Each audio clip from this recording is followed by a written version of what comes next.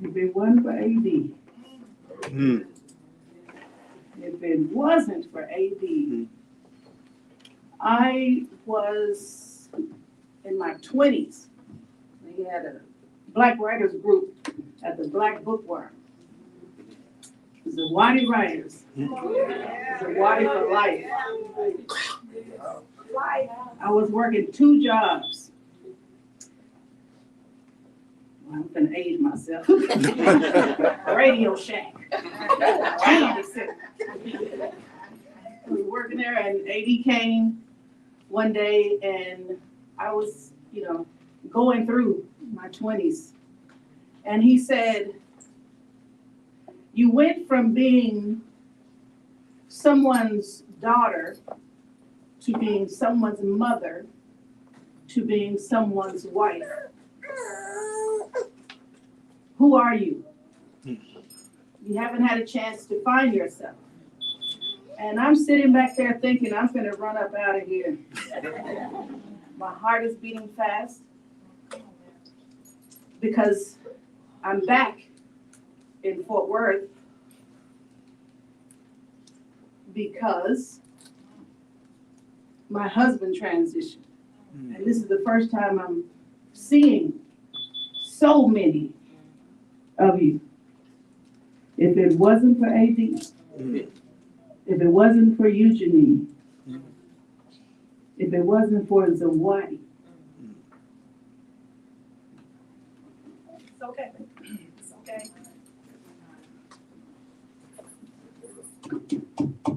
If it wasn't for Samira.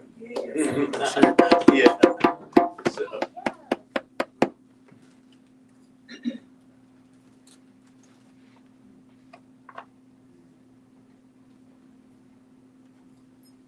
ABC me. Even when I was starving, I was eating. Inhaling words like a kid with a lunch card, like this is a meal I might miss, like I better eat up because life be hard, like a kid sucks up alphabet soup, I sucked up A, brown girl with good hair and pretty skin I didn't know how to live in. B, in the 2nd grade, combing my brother's hair on Fairmont Street, getting ready for a day without me, walking to school and back before my bus came for me. See, I had grown woman responsibilities before I could even spell the word. See, I knew struggle on a first name basis. The word class is segregation. 11 letters to kill a nation. Before I turned 11, I was D, divided, taken from my people and put on a bus, shipped to manifest destined E, as in everything that looked like me. Elena, my black girl, my mama, F, full of her struggle, grown men touched her and she made sure they would never touch me. G, gangsta, God, good, greatest to ever live, good thing to love me. She said the best thing in her is me. Me is on the back porch. Porch monkey be climbing these white people heels like a black spider, they call it. Me is sacred geometry. Me is nothing without him. Me is nothing they can kill. Me is Prince. Alphabet Street. I'm going down. Me is anything I want to be. Sometimes the king is a woman, someone once said. Me is a few fish and a few loaves of bread. Me is H heaven when I'm walking. Putting in some Skittles when I trade by Martin. Grow a guard when I ever garden. Grow a guard so we can eat after we till the soil before the breath takers take my breath. I can't breathe. But I believe in black people for the life. I'm what is right. I'm what is left. I'm Southside poet. I'm who feels it, knows it. This is me eating words in the dark like a white man's past. This is for the letter I, as in God I trust. No trouble don't last. As in I will live. I will last. I will write because I must. Because I am sacrificed. I am the lives those cut too short, too brown, too black, too Southside, too Negro, too cut down before they grow, too cotton field, too black tar, too black star, too black star. A black girl wrote this poem. A brown girl wrote this poem. I am too full to fill it with blanks. B, they don't shoot no blanks. Black lives matter. B, writing my story, our story, because we matter. C, because I was a black brown girl from the South Side, and they told me I didn't matter. Showed me I didn't matter. But I looked like my mama knew, my brothers knew, uncles and daddies knew, aunties and sisters knew. My people are divine strugglers, educated hustlers. See, cold-blooded conquerors. And see,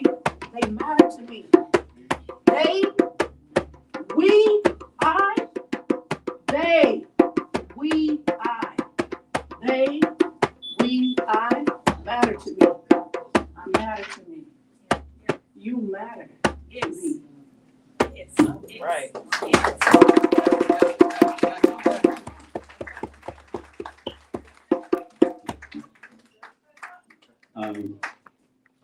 I don't think y'all know the power of the people that Anthony hung with. Come on. I'm saying we got some more people coming up, but I want to give an opportunity for anybody that want to say anything about Bob Mahari, about Anthony Douglas. Yes, ma'am. I'm just waiting for Sal to say something. Okay, I got you. And stay saying scot-free. Stay saying scot-free, so everybody think they came here for nothing, they came here for something, they came here for AD. Because AD requires you to let people know why you hung with him. He didn't teach you what you know so you can keep it to yourself. Ashe. And he taught all of us what we know. That's for sure. Angela, can you help me with this? We'll need to move the stand out here. So if I, raise your hand if you want to come and say something. Okay, so if you can, like, give me the first 5 people to form a line over here. And my baby face, she's gonna, no, I'm moving like this. No, leave that. Mike, so it's better to transition the application instead of application transition. So, yeah.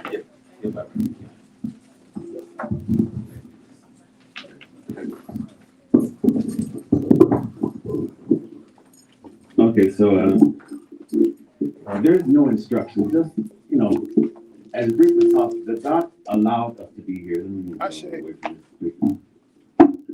I want to thank Donna, Danya, and Mother Craddock for allowing us this space. To facilitate the homegoing of my brother, Bob Mahari, because, man, you don't know how hard it's been. And I had to go through a lot just to get up here and not cry. I'm saying I had to go through this whole week and brace myself. Like I kept bracing myself to brace myself, so I didn't have to brace myself on it. Anyway, listen.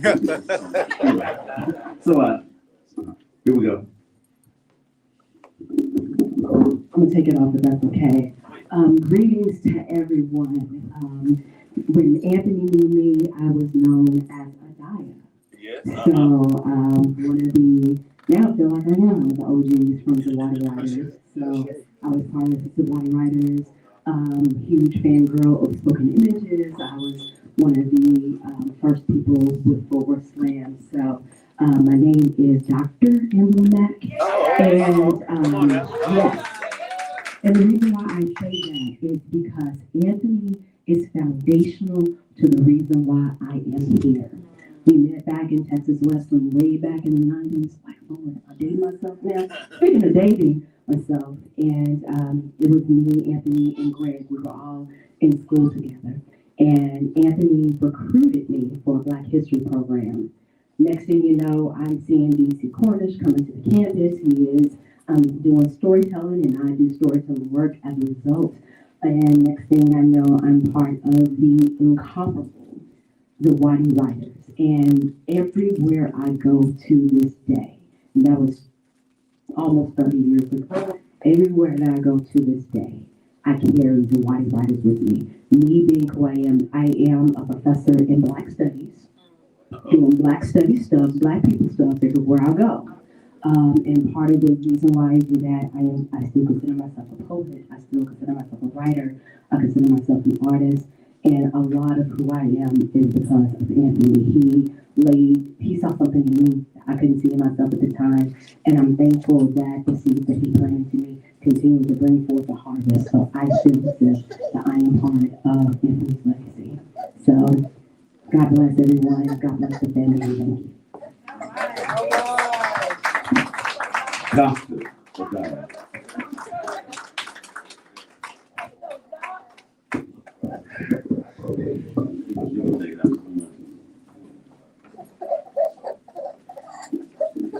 Good afternoon, and to the family, my sincere condolences, but I want you to know that Anthony's spirit, it lives on. Ashe. It lives on in every breath you take, from the air to the sun to the rain, his spirit lives on. Anthony was near and dear to my heart. I can't tell you how many lessons that I have learned from Anthony. We started with the Zawadi Writers, perfecting our craft with DC Cornish. We moved to Slam. It was me, Janine, and Anthony, rolling everywhere. Janine and I got so good at unhooking that wheelchair with one finger. And the thing about Anthony is he was so spoiled. Janine's deal was whoever drives controls the radio. But that did not apply when Anthony was in the car, because he controlled the radio, and we had to stop to get what, Janine? What are those drinks? Not the energy drinks, the coffee. No, cappuccino. Remember, we had to stop and get him a cappuccino. We could be running late for something, but we always had to stop and get him a cappuccino. There are 3 lessons that I've learned with Anthony that will always stay with me. One day, we did a lot of traveling, me, Janine, and Anthony. We did a lot of traveling with all of the poets here, with AJ and everybody. And I remember we were in a hotel, and y'all know poets is Poe. So we all trying to do the one hotel. We weren't trying to do separate rooms or anything. And Anthony and I stayed up until 2 o'clock in the morning arguing religion.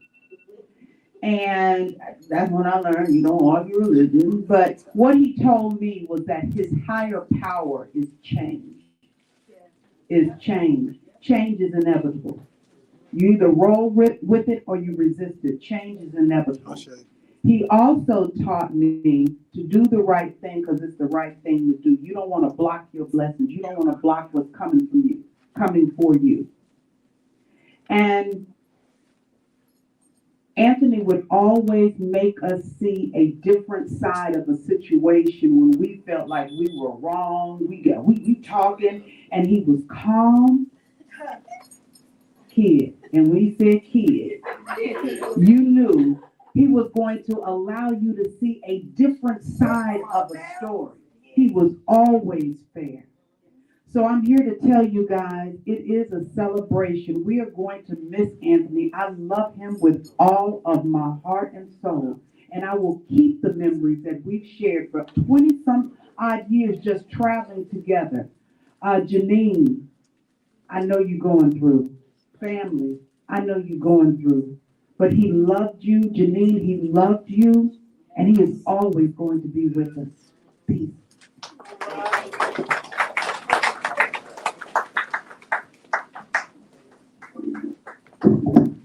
AD was my uncle. You know, I didn't know him a lot until he moved in with us. I met him, and, I loved him, but he had a lot of stories to tell. I actually found him when he died that day. He had the biggest smile on his face I saw in years. Wow. And I gotta say, he went through dark times, but he found his light in all of us. And I got a little poem that I wrote because and it goes like this, true darkness is not something we all feel. It's something we all feel, but none see. If light is something we all see, but not all of us feel, and darkness is something none see, but we all feel. But it's not always one's fault for not feeling the light or something, or for sometimes darkness eclipse even the light we yearn for and have been sending them. And it's just, he had a lot of darkness in his life. A lot, the legs, the open wound, but he found light in all of us, and I feel that he's sending me messages in my head right now. He said, man, before he died, he said, yo, kid, let me talk to you real quick. he had one more talk for me, and he told me that you smart kid, man. I see it, I feel it. You need to start writing, man. And I said, you know what, you're right, but I don't feel like talking. I'm not a good speaker out loud, out in public. But ever since he died, I've been having poems and stories in my head that I'm ready to speak out loud, and you know what? I guess it's time to write it out loud, to do what he wanted. He been telling me for years it's time, and I guess it's time. He said, I might be gone, but I'm going to speak in your heart and your head. It's time to start speaking out loud, And it's hard to speak out loud.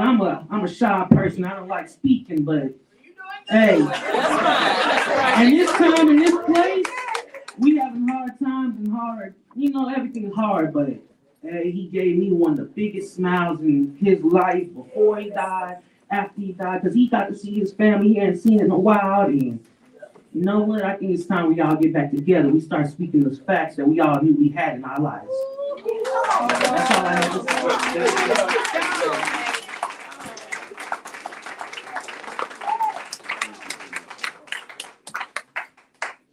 I'm gonna let everybody continue, but if that don't tell you who AD Right.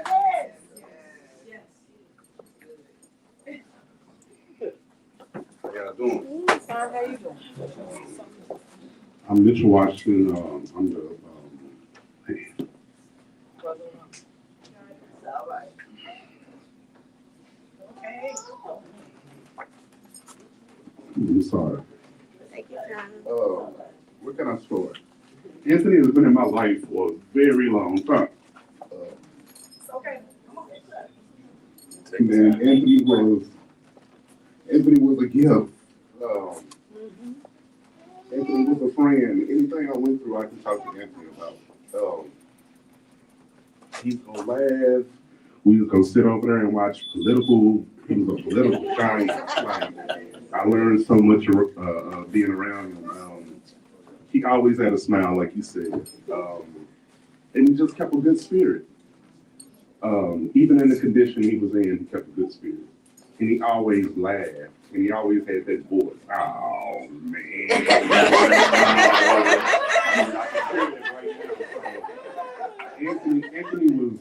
Anthony was a gift to us all, and his heart was his words that he spoke out his mouth.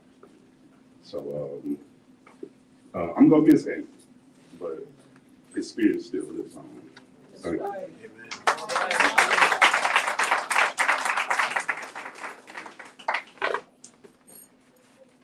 All right, I'm trying to be really brief. Y'all met me already. Yeah, no, very brief, man. And when Mahari and I met, he was doing some revolutionary type of changes. He was a part of the RBG community, and he wanted to make a CD. And we always wanted to leave something, leave the people something. And so at that time, everybody who knew me, we knew I had a bass, and I would play my bass. And so we formed a group called Bass Poetry. And it wasn't B-A-S-S bass, it was B-A-S-E bass. And he wanted poetry to be the base for getting and empowering the people. And we have a copy of it. We're only able to play it, at least one song. I am going to, in the best of my ability, take that CD, and since I'm now playing drum, my bass still sits up, and he's like, man, he said, you gotta get that bass out, man. I was like, yeah, brother, I'm on the, he's like, and before he transitioned, he called me, just like, man, I need to see you. So, and I went by and put the CD in, and I started playing the drum over what we were playing. I said, man, is that us? That's us, bro. And so I'm gonna try my best, and I'm gonna work with, an engineer, and see if we can chop that up. But one of the things that he was, and it's so, the day is just so beautiful. And the one thing we always talked about was the youth.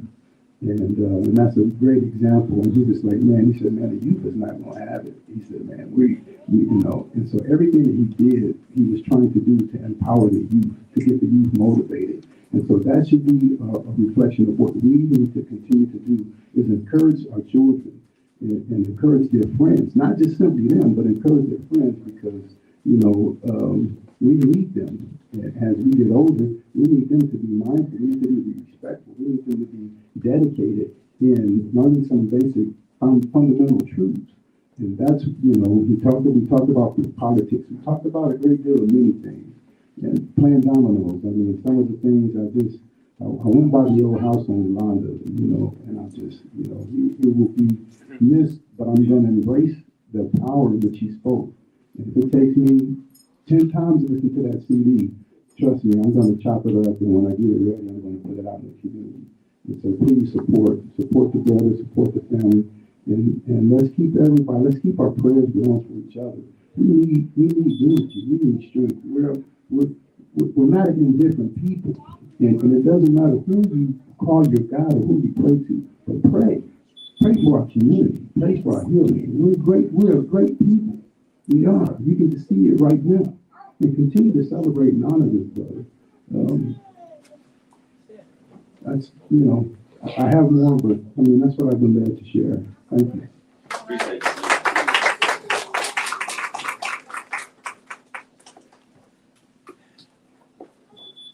Yeah, this is a heavy loss. So, AD was like uncle. AD was like an uncle to us. He was like a brother.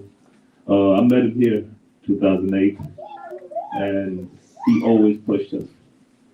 And as everybody knows, I did rap music. He did poetry. And he used to always force me to say, your music is poetry. And he would force me to come to poetry night and spit without the beat. And then in return, I used to make him come to my rap shows and do poetry as an opener. And we traveled, went to West Texas, all of that. He was in my first music video when I was 21. I'm almost 40 now. So that's how long we've known each other. And we even recorded bass poetry, his last recording. So he's a brother. He's like an uncle to me. And it's a tough loss.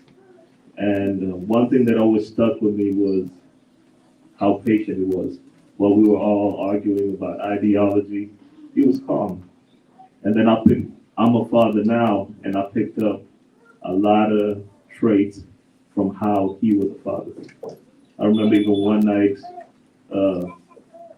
his daughter wrecked the car, and we were all panicking, and he was calm. And we learned so much by just watching him. And as a father now with a 6-year-old, I credit a lot of my patience to just watching how he dealt with people. So I love you, Eddie. Yes.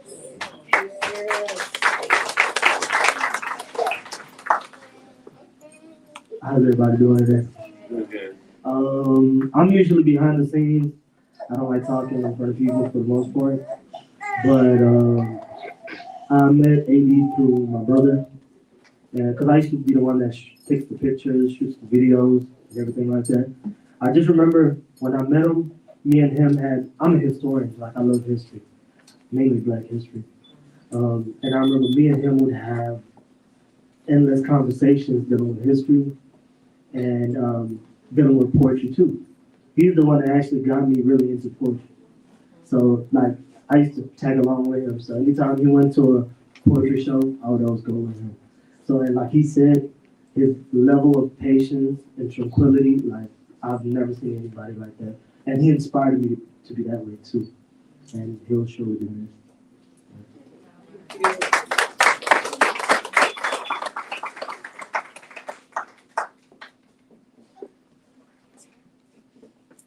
How y'all doing? What's up, man? I really didn't have no plans on saying anything, but just sitting in the thought of just him will make you want to speak about it. Like, our entire life, like, we couldn't wait for the summer for AD and the rest of my cousins to come down here from Texas. You know, we knew we were gonna play dominoes no matter what. So we anticipated it almost a half a year. And when I moved out here, like, I stayed in my aunt's home with my cousin and her daughter, but when they showed me where AD stayed, for some strange reason, AD house was the only house I can remember how to get to before work. I get lost everywhere else. I have the GPS today. When it comes to his poetry, like, he started to speak to me about my music as well. And he taught my cousin Remo about music. But I just wanted to say that to my family, we love y'all, and anything we can do, we'll always miss it. But he used to tell me when I was younger that We all gotta leave here, but even when we leave, we gotta leave something behind. And they left a lot of love for us. Yes, he did. I appreciate y'all.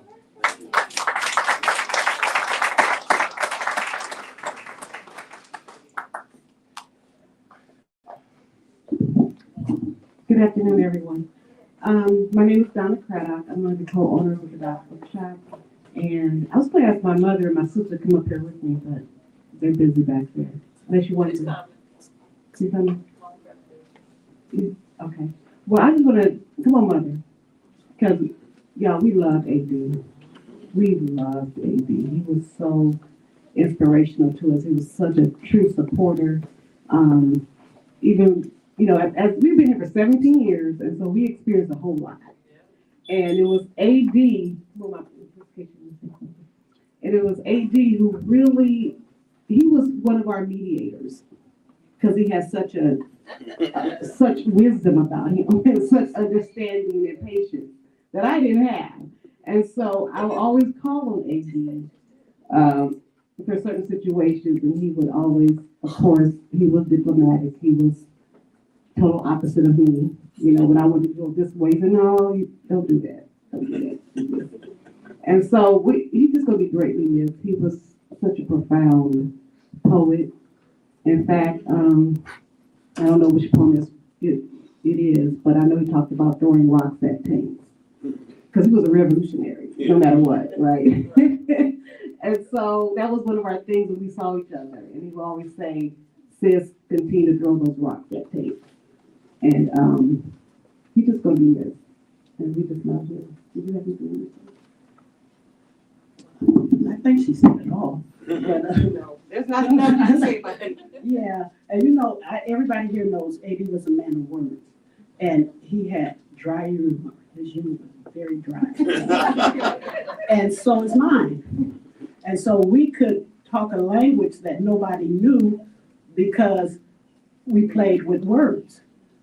And he would make a statement and I would look at him and he'd go like this because we had about 3 meanings for one statement that was made. So I love being around him. I loved his creativity.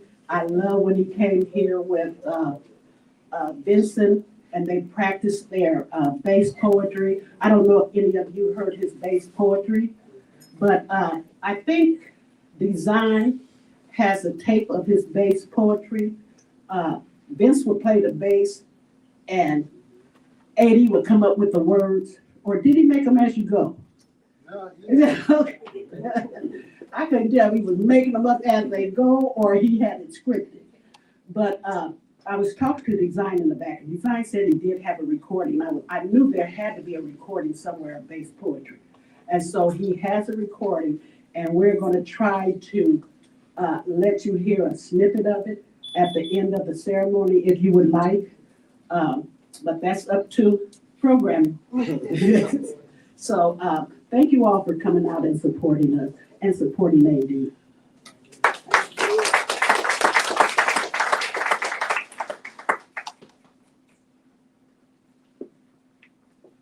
Good afternoon, everybody. Good afternoon. Glad to see folks I hadn't seen in years. And I dye my gray hair, so you don't know how. Anthony challenged me one time. He said, "Ika, your poetry is always nice. I want you to reach past that niceness and write something different." I'm like, what? I can only remember the first part of the words, the poem I wrote, because it was really, really dark. And so I wrote, I am 2 steps away from killing you slowly and watching your blood ooze red. Anthony heard that line. He said, "No, don't touch it. Don't touch it. Leave that darkness to somebody else." He said, "Because you should have seen the smirk on your face when you read that. I was trying to tell you. Some monsters you leave in the dark." But that being said, he was a life changer. He helped to transform your life from what you thought it was because of what the world said to what you knew it could be because that was the internal voice from your higher power, his higher power, God that created. He always pushed the limits so you could see something beyond your right now. And that's what made him transformative power in my life. I remember we were doing, remember we did the Zawadi at the Fort Worth Police Training Center. And Anthony had the protest signs, you know,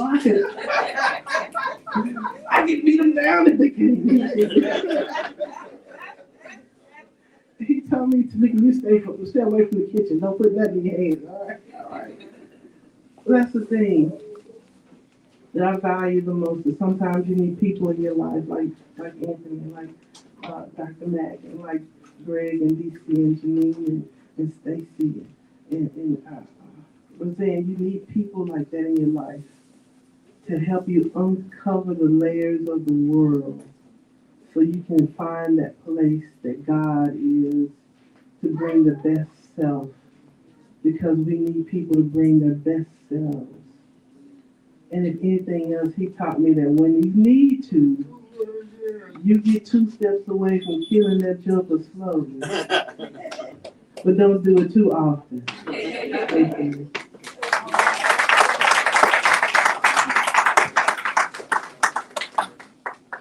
You want to say something, Coco? Okay. Give me 1 second, let me help. Okay, Bring it well, to let me set this back up, then. Take your time. Take it to her. Just let her do it. She can do it. Okay, now she's gonna do it from the podium. I got it, I'm just trying to set up where she gets the full breath, get the full breath of what she's about to bless us with.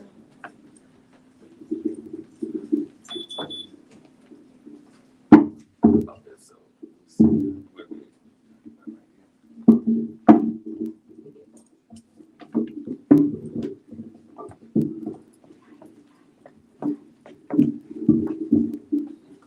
My shoulders. Hey, I'm Coco, Anthony's sister. Miss Coco, I'm gonna need you to act like Anthony speaking to the mic. Yeah, say I'm Coco, Anthony's sister. Okay. I lost his poem for him. He always told me that the poem is just words, thoughts and feelings in your heart. Just put it on paper. You know, that's what I did.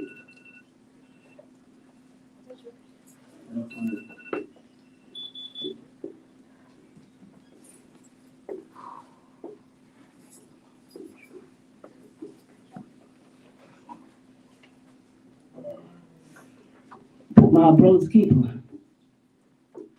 Life growing up. Life was good growing up. When I first met you, all I wanted to be was just like you. You went outside. If you went outside, I went outside too. You were my hero, and I would follow you.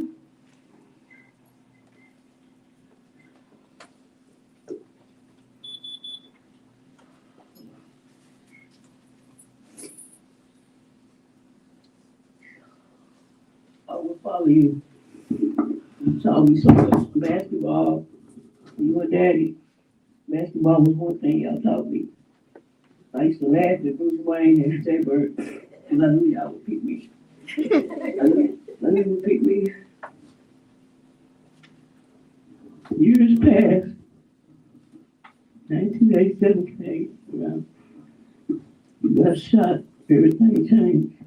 Paralyzed. From the chest down.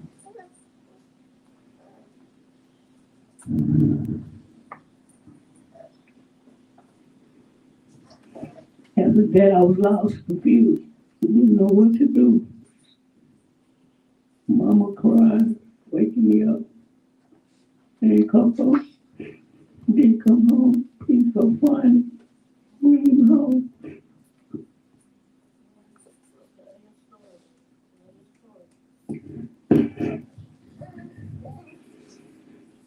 I checked all our hang-out spots. And you were there was shaking cold. Thought you was dead. You looked up and said, Coco, now do the two, come get me.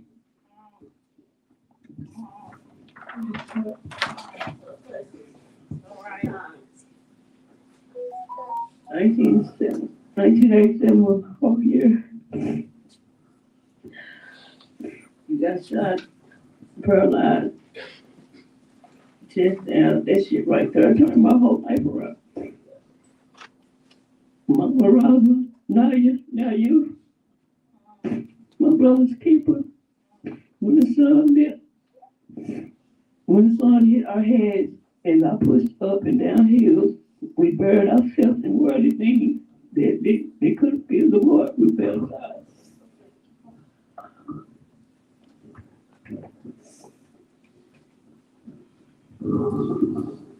You found a light and sparked the fire in your mind. And so you put those words on paper. And it was like the sun was shining again. You were a rainbow in so many people's lives. I'm bound to protect you and my sisters too. I will never be a Butch Puppy anymore, AD. I dig deep into my mind and thoughts. A cloud with AD for 4 months. My poem was so, a poem you told me once was, whatever you feel inside, you put on paper, you will feel better later. I'm off the porch, my brother's keeper. Peace, my people.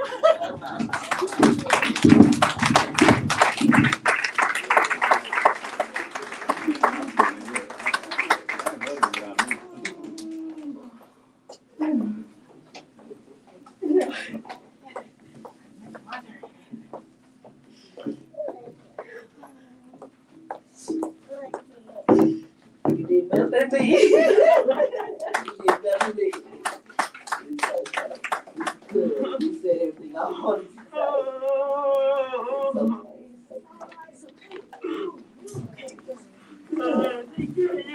Yeah.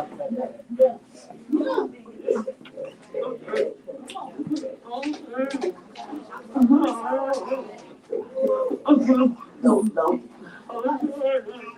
Okay, it's okay. Good. Okay. All right, I got it. Wait, okay.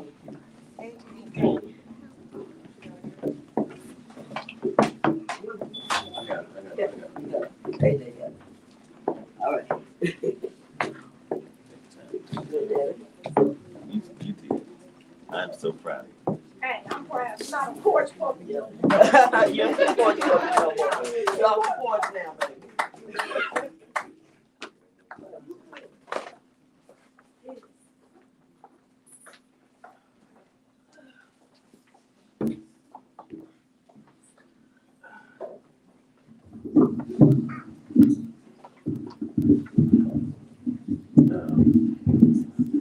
Your kid, you changed the vibe.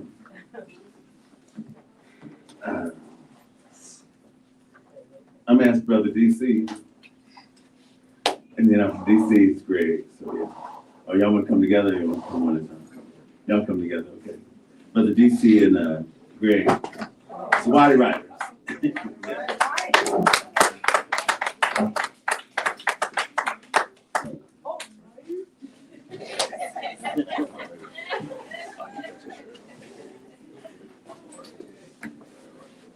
What's up? Why y'all look so serious? Yeah, it is. This is celebration. I should. This is celebration. And I'm here with my buddy Greg. But I've been listening to everything, and y'all talk about the acting and the wisdom and everything. I was there when it was accumulated. And it just dropped out the sky. I should. Going all the way back to night. I'm a griot. To those that don't know what a griot is, back in Africa, the griot was the keeper of the history and culture of their people and their village. They listened, they watched, they observed, they learned, and they shared it with everyone who's ability to listen. I am the griot for the Hawaii Writers. Yeah, yes. when Anthony and I joined her, you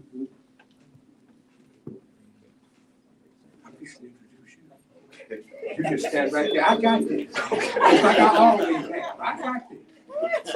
Save the best for last. Okay, okay. But what I was gonna say is that, and one of those that I was listening to was Anthony. I will come back a little later and I'm gonna tell y'all some stories about the adventures we had. But I just wanted to make sure that Greg got his phone. His phone, he had to look it up. So I was buying in time. Smart Greg, thank you. But this is Greg Johnson. Greg Johnson was the absent-minded professor of the White Writers. He's the type of person that he can tell you the cotangent of the molecular structure of the nuclear power and forget to take water in. Ladies and gentlemen, Greg Johnson, come on up, Greg. I know DC, he's powerful. I want to say that DC for last for sure. Yeah. Man, AD. If I had a planet, you know what? I'd make you the first son of my planet. No. If I had a constellation, I'd make you the first son of a planet. We had a lot of banter. You remember that back in the day? We talked a lot of noise. We went a lot of places. We even met a mythical character named Mike Ward Bob, but we won't talk about him. He's a nice guy. Very nice guy. DC taught me something. He taught me a definition back in the day. He said, how do you spell love?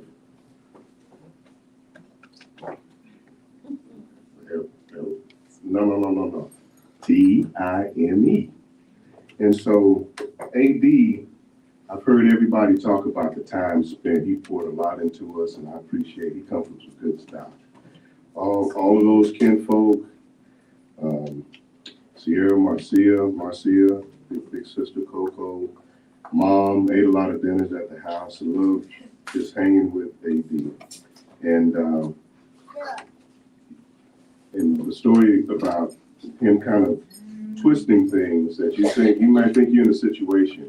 I know I got disrespected. I was definitely racially profiled in a Jewish shop in downtown Fort Worth, getting some locks.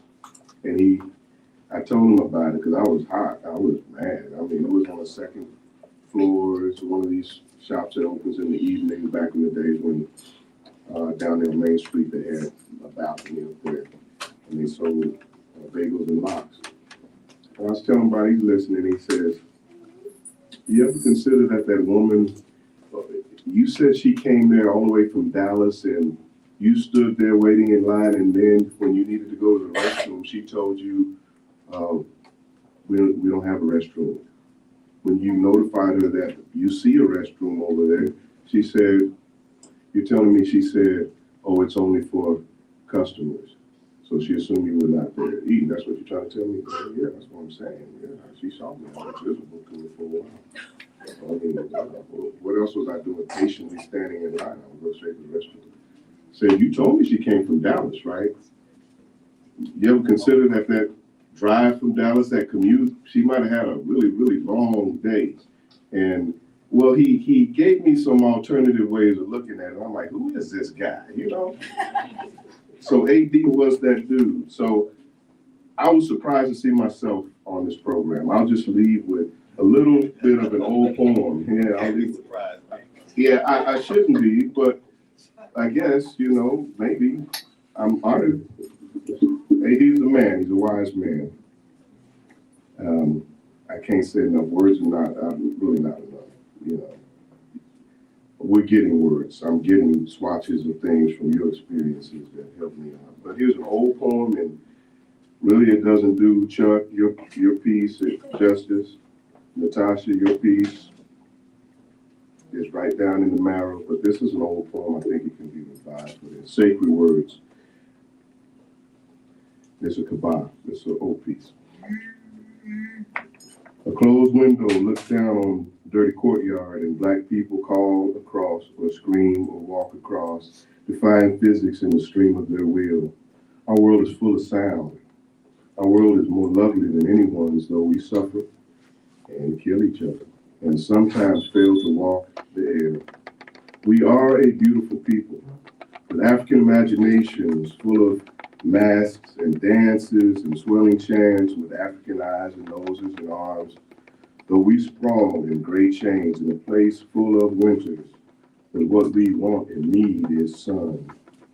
We sometimes have been captured, brothers and sisters, and we labor to make our getaway into an ancient image, into a new correspondence with ourselves and our Black family.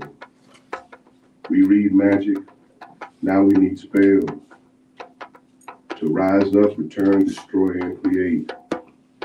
And Anthony asked us, what will be our sacred words?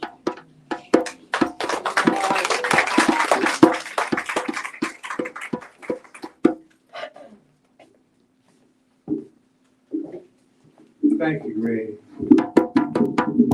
Now, I give Greg a hard time, but Greg is my brother. Because Greg was the one that stood with me. Remember when we went to Greenville? Went to Greenville, Texas. They had burnt the church in Greenville, Texas. In 1996, they was burning churches. It was the Whitey Writers. We were writing about that. So you can't write about something you don't see. You don't write about something you don't see. So when we heard that the new Black Panther Party, who had just been formed in Dallas, was going to Greenville, we decided we was going to go. But because of previous commitments, we couldn't make it. But we burned off, we went the next day. We got there the next day, we going around, we interviewing people. And while we interviewing people, they tell us that the Ku Klux Klan is coming. So you know who downtown to meet the Ku Klux Klan? Me and Greg. Now this wasn't our first time this happened, not for me. Because the first time it happened was actually in 1992. In 1992, I had a young brother by the name of Anthony Douglas with me. We had been going around and we were doing programs because back then Fort Worth was called Murder Work. If you don't know nothing about Murder Work, Google it. Right. And we had decided that we were going to take our voices and use our voices to change our next generation coming up because they were ignorant. Ignorant being a verb that means you were never told. Somebody got to tell these young people about their history, their culture, and everything. So we started working. That young brother that was up here a minute ago in the black shirt that said, God, where is he? Has he left? He'll be right back. He'll be right back. We had a young brother just like him joined us when Anthony first came along. His name was Joseph Herndon. Oh, yes. Y'all remember Joseph? Don't he look just like Joseph? It's the same sequence. That's the wonderful thing about black culture. You have constant rejuvenation, the constant bringing it back, the constant rolling it over and over and over again. That's what the libation is about. Anthony learned a lot. He knew a lot because he experienced a lot. But he wasn't afraid to go nowhere. We had a member of the group that was named Savoy Sotai, Joe Bad. He was Choctaw Indian. He worked at the Nature Center. Who did he take out to Nature Center to meet the buffaloes? Because we were talking about buffalo soldiers. He said, you ever see a buffalo? They'll help you understand what a buffalo soldier is. I'll never forget, we was out there in that 4x4 Jeep Wrangler. Anthony sitting in the back in a wheelchair, playing with a buffalo, just stroking his head. He said, he got good hair. He can get a candy corn.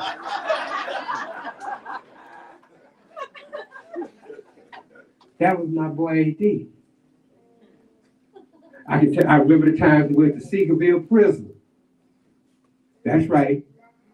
Because you know where the most creative minds you will find in the world are? Locked up. They are. They locked up. And some of the most creative minds that we have in our community is in the graveyard. I'm supposed to talk to you like this. I'm your real. When I get amongst other cultures, I represent you. A.D. was one of those. I'll never forget A.D. We had some wonderful times. But he had that dry sense of humor. One time we went to see Rudy V. Remember when we went to see Rudy V? We went to see Rudy V. Rudy V had the thing all set up, man. He had the candles and everything. He was trying to sell his poetry book, right? So he sold his poetry book, and everybody thought, Rudy V, that's so nice, that's so nice. So, and Janine is so supportive of our Black culture because she bought the book. Okay, now we ride back. We coming down I-30. Oh, I'm not gonna shut up. It's too late now. We coming back on I-30. We riding along I-30, and Anthony said, "You know what, D?" I said, "What's up? What's up?" He said, "Let me look at that book." He got the book, put the button over the thing, turned the radio down, because y'all know we run the radio when we're in the car. Turned the radio down, and he started reading the book. And he said, "Damn, he can't write." He said he done fooled y'all with all this candles and all that kind of stuff, music playing, and then when you just read the words, he can't write, he can't even rhyme. I looked at it, you know what? He was telling the truth. So that's the way Anthony is. We just go there on the line. That was my boy, 18. We had some wonderful times. We went to crazy places and did some crazy things. In 1992, the Ku Klux Klan came out to Azle, Texas. And when we came out to Azle, Texas, the lady that was working the library there, she was very liberal. So she was like, you know what, they came out there, we're going to do something in return. Who can we get? So I said, you know the white writers? They're going to bring anything. So next thing you know, who out there, man? Me, A.D., Joseph, Tom Swain, Fred Fowler, and oh my God. Oh, and yeah, I said Joseph. So we out there, man, and I got a picture of him. For those of you that don't believe, anything I say I can back up because I keep my documents. When me and Greg was at the Ku Klux Klan rally, the fire started. Who ran over there and stole a Klan application in the newspaper?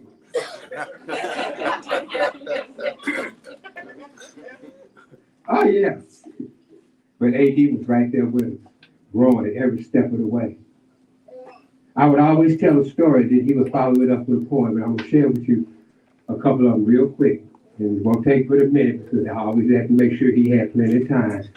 Because to each is reaching, if I don't copy their mind to have, but I'm going to be reaching for you because I love you, see. While sitting in class and making passes, Uncle Sam interrupted my day. He said, "Come with me, brother, and I'll teach you another game that you can play. This is your weapon, this is your gun, one is for killing, one is for fun." Conflict. I learned a new kind of love, especially from my brothers, because when push came to shove, we only had each other. I fought for life, liberty, and mom's apple pie. Now they fight for clothes, cars, and the way they hide. What happened to change me and you? Was the change here? Or the red, white, and the blue? Yes.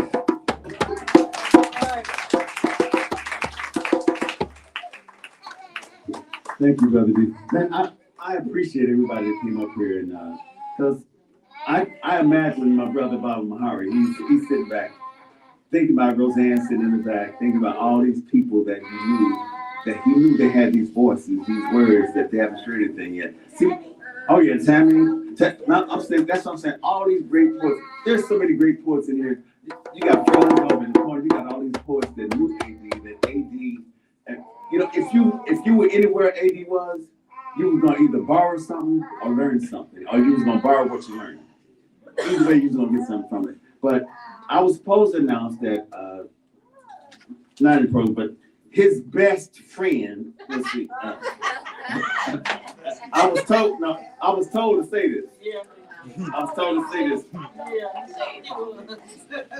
I was told to say this. His best friend, Queen Janine Livingston.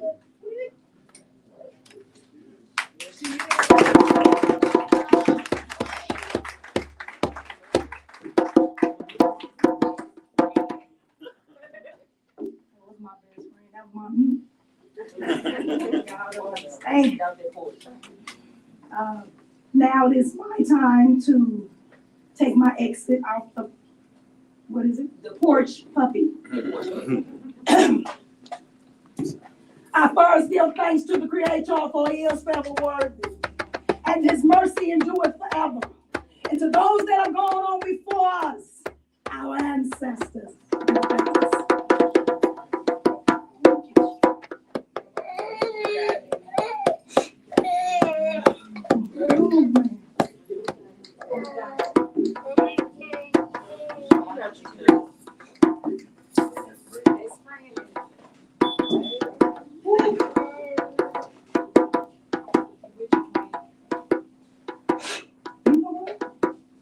Can't see out of it. And I need to, You need to see it. I need to, and it ain't gonna work. You want to try mine? Let me see. Oh, y'all forgive me. You good? You can try mine. I wear glasses for real. No, I think yours are Don't say different that color. slick though. Oh, See, there we go. AJ, why don't you do yours and let me go get my other glasses? Okay. Okay. I'm really not stalling y'all. I can't, that's one thing we do. Us the white. You use it with us. Because I need to. You gonna tell the truth, you gonna know the truth, you gonna find the truth, and you ain't gonna BS. Cause you gonna get your butt toe up. And DC was like the father. Greg not here, he was like the grandfather. You know, he was Fred. But yeah, I'm gonna go get it right quick. I'll read this. Okay. You know, our duty as writers is to write. I say. And like McQueen said, he say, whatever you have on your heart, if you write it down, it's a poem. You know, they can call it what they want, but if it's yours, it's a poem. But I appreciate you. I really do, because, you know, I've been writing black books for the last 5 years. My last 3 books are black books with black pages and black covers, God bless. And Anthony knew. Anthony would always come, yo kid, what you got, man? Read me something. And he always called, he said, well, that's not, I like the one you read. Find out what you read last time. I like,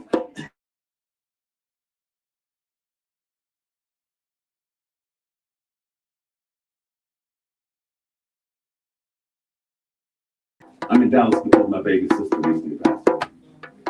So last year I was in Dallas because my mother passed away. So my mother passed away, went to Carmen's, and my baby sister passed away, went to Anthony. So it's like I keep telling people that I don't know if black men know grief, but I know he lives somewhere on the street. I just ain't there yet. He don't ever show up when I call. But anyway, this is whatever.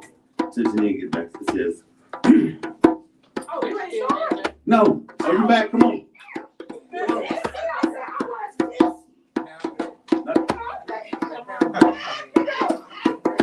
I mean, hey,